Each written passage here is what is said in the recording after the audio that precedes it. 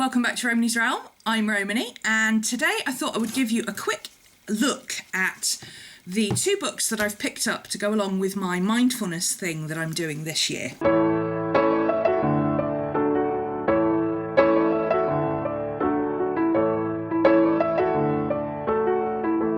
I explained the other day that mindfulness for me is more about what you put out into the world. But of course, mindfulness as a movement is all about meditation and becoming self-aware and being present and all that stuff. So I needed to find some kind of compromise between the two, between my very Professor Snape attitude to all that kind of stuff, you know, no silly wand waving and incantations in my classes, and edging into the mindfulness area, but without the whole cuddle your inner goddess stuff that just drives me to distraction. I'm sorry, I know a lot of people love it and I totally appreciate that, but it's so not for me. I just end up rolling my eyes so far back into my head that it starts to hurt. It's just not my thing at all. What I decided to do, I spoke to a few friends who made recommendations on Facebook. Thank you very much to Anna, Eveline and Kath in particular, who made some really great suggestions. Kath actually teaches mindfulness and works on mindfulness with a group of students at a college. So she is very knowledgeable of the new age version of mindfulness and learning to be present and all that kind of stuff. She suggested several different things that I figured out were not for me. One of them was the Headspace app, which you know that head tilt that dogs do when they're like, what the hell are you talking about? Yeah, that was me. I'm sure the Headspace app is very good if Kath recommended it, because she's a very no-nonsense kind of person as well. But for me, I just didn't get it. I don't know why. Maybe I need to give it another try. I don't know. It made no sense to me.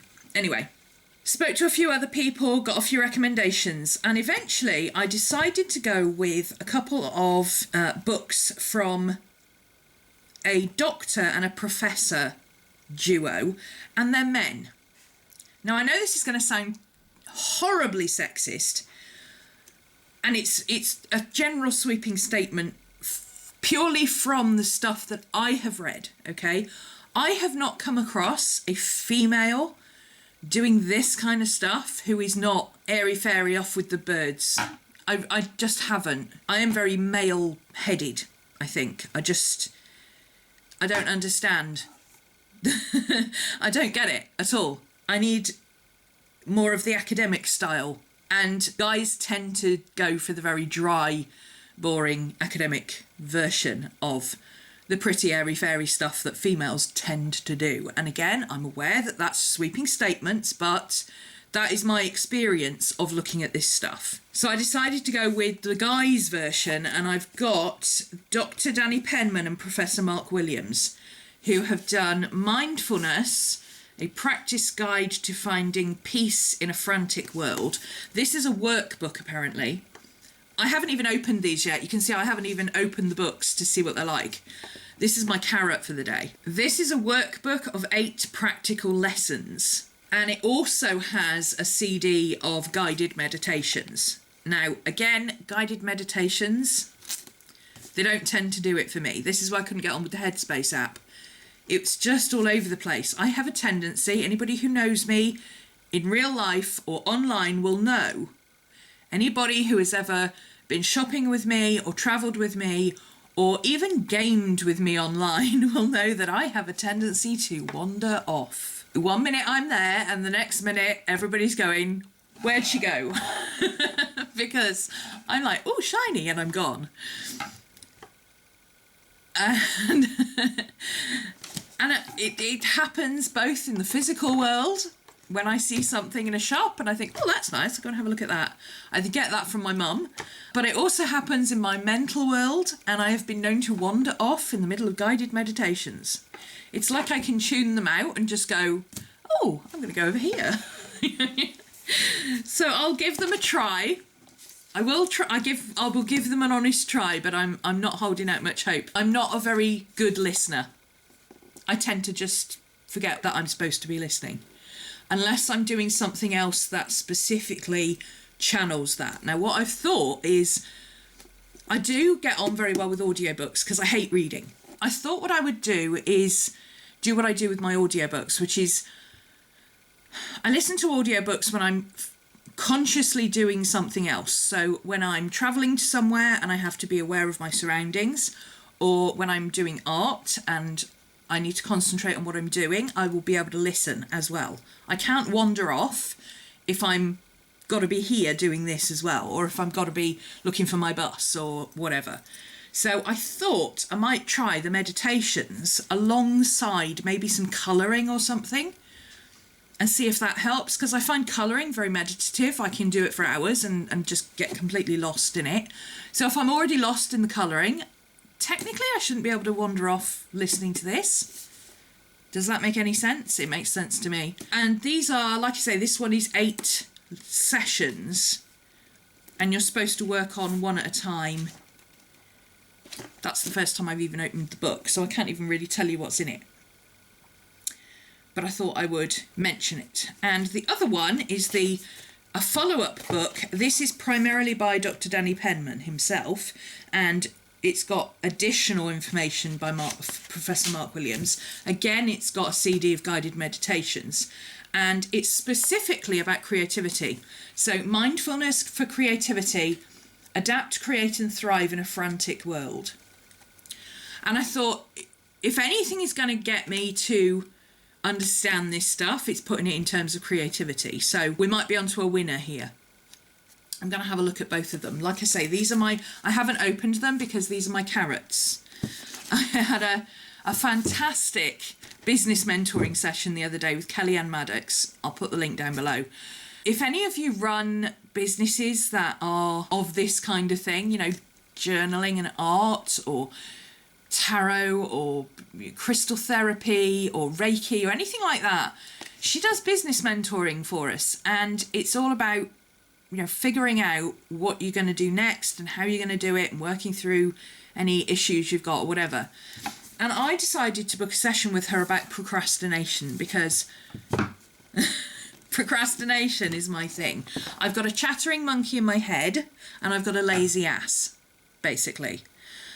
And I kind of wanted to work through that because I know it's not fear-based. Usually procrastination is fear-based and it's totally not. So I decided to have a chat with Kelly because Kelly, again, is very down to earth. There is nothing wishy-washy about what she does.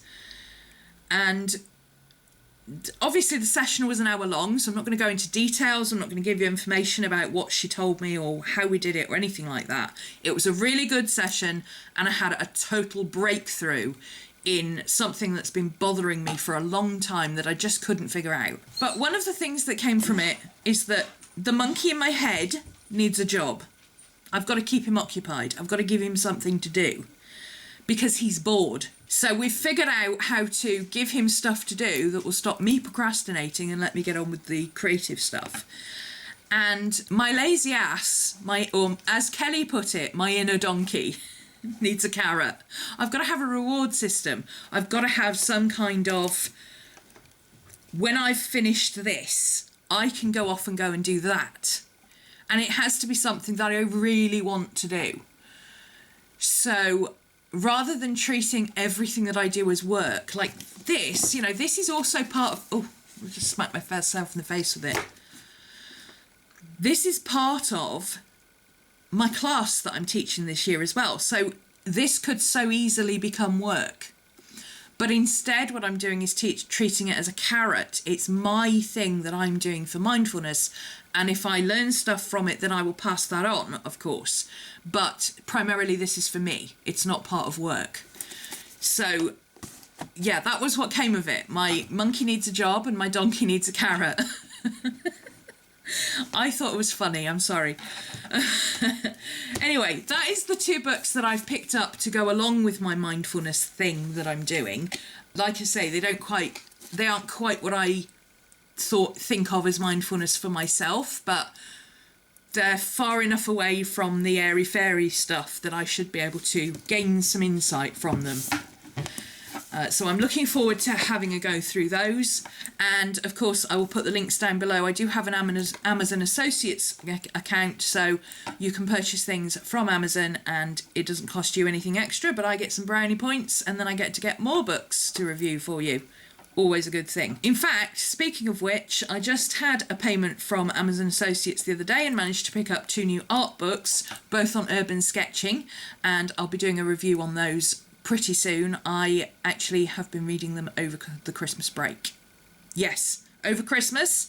1, I wasn't sick, and 2, I had time to read. How did this happen? I don't know. When Frogs Sing 2017 is underway, or getting underway. We've had a few days of, you know, getting everybody settled in and people signing up and stuff, and the main part of the tutorials are going to go up from today. So it's not too late to sign up. You can join any time during January for the January class, and I think what I might do is offer the whole January package as a self-study class as well, for anybody who perhaps signs up in February and thinks, oh, I wish I'd done January's class. I will start packaging those up as well once the class is finished and launch them as a standalone to help people who may have missed sessions and want to backtrack. Keep an eye out for that, and like I say, if you want to join any time in January for the January class, you can. You'll be charged straight away for this month. If you say start at the $5 class and you think, actually I'd like the full class, you can upgrade during January and you'll just be charged the extra. And then February the 1st, you'll be charged for whatever your pledge level is on that date. If you start at a higher tier and you decide, actually, no, I think I'd rather study this on my own and drop down to a lower tier, then you can do that too, but you need to do it before February the 1st. Otherwise, you'll be charged for February at the higher rate. I think that's it for today. I'm going to go and start launching stuff.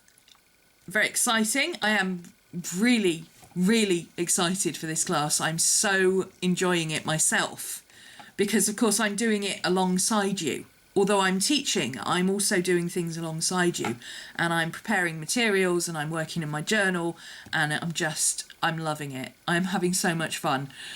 So those of you who are in class, I will see you later today when there will be some stuff going up for you. The planning session is already up if you haven't seen it yet for January. And I will be back very soon with another YouTube video for the rest of you.